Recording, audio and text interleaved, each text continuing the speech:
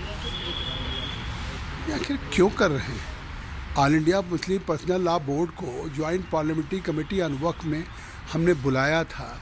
हमने उनकी बातों को सुना और पूरी जॉइंट पार्लियामेंट्री कमेटी ने उनकी बात पर गौर किया और हमने जो अपनी रिपोर्ट दी 428 पेज की, उसमें हमने जो रिपोर्ट है अमेंडमेंट्स भी किए हैं और मुझे लगता है कि जो एक्ट आने वाला है इससे बेहतर जो वक्फ का उद्देश्य है हो नहीं सकता है, क्योंकि वाकिफ़ की क्या मंशा होती है जो वक्फ करता अपनी डेडिकेटेड प्रॉपर्टी के, कि उसका फ़ायदा गरीब, पसमानदा, ख़वातीन, विधवाओं को या अनाथ बच्चों को मिले। आज तो जिस तरह से वक्फ का प्रॉपर्टी का खुर्द-बुर्द मुतवल्ली हों, केयर टेकर हों, वक्फ बोर्ड में हों, दुरुपयोग के सिवा कहीं न कोई इस्लामिक अदारा, न कोई यूनिवर्सिटी, न कोई मेडिकल कॉलेज, न इंजीनियरिंग कॉलेज, न हेल्थ और एजुकेशन के लिए किसी के समाज के गरीब को, पसमानदा को फ़ायदा मिल रहा है।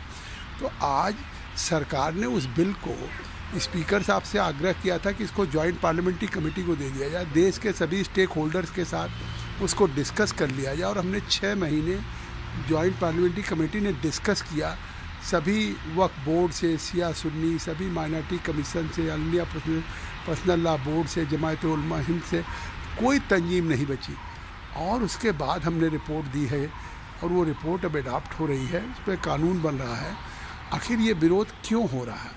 क्यों देश में इस तरह से लोगों को गुमराह करने की कोशिश हो रही जब वो अल्पसंख्यकों के हित में है? क्यों इसके खिलाफ धमकी दी जा रही है? पार्लियामेंट में कानून बनता है, सभी पार्टियों के जनप्रतिनिधि कानून बनाने का अधिकार होता है। कानून रोकने का काम all India Muslim personal law board या कोई तंजीम इस तरीके से धरना प्रदर्शन से नहीं कर सकती, और वो भी जो उस कौम के फ़ायदे के लिए हो। को लेकर के जनता मंच पे ये प्रोटेस्ट रहेगी, किस तरीके से करेंगे? ये आखिर क्यों कर रहे हैं? All India Muslim personal law board को जॉइंट पार्लियामेंट्री कमेटी ऑन वक्फ में हमने बुलाया था।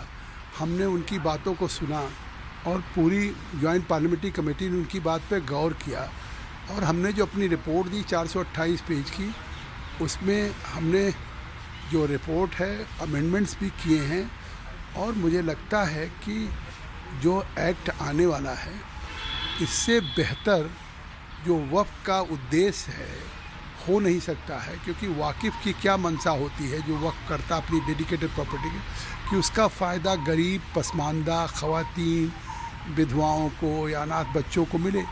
आज तो जिस तरह से वक्फ का प्रॉपर्टी का खुर्द-बुर्द मुतवल्ली हों, केयर टेकर हों, वक्फ बोर्ड में हों, दुरुपयोग के सिवा कहीं न कोई इस्लामिक अदारा, न कोई यूनिवर्सिटी, न कोई मेडिकल कॉलेज, न इंजीनियरिंग कॉलेज, न हेल्थ और एजुकेशन के लिए किसी के समाज के गरीब को, पसमानदा को फ़ायदा मिल रहा है।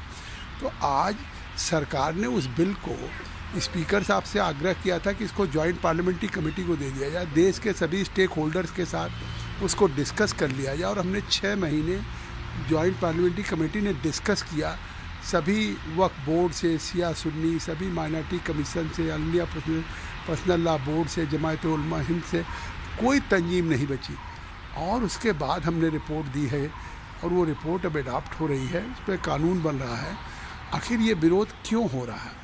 क्यों देश में इस तरह से लोगों को गुमराह करने की कोशिश हो रही जब वो अल्पसंख्यकों के हित में है? क्यों इसके खिलाफ धमकी दी जा रही है? पार्लियामेंट में कानून बनता है, सभी पार्टियों के जनप्रतिनिधि कानून बनाने का अधिकार होता है। कानून रोकने का काम all India Muslim personal law board या कोई तंजीम इस तरीके से धरना प्रदर्शन से नहीं कर सकती, और वो भी जो उस कौम के फ़ायदे के लिए हो। अगर आप ये वीडियो YouTube पर देख रहे हैं तो हमारे चैनल को सब्सक्राइब कर बेल आइकन दबाएं, और Facebook पर देख रहे हैं तो हमारे पेज को लाइक करें। 8 मिलियन प्लस सब्सक्राइबर, आपके इस भरोसे के लिए बहुत धन्यवाद।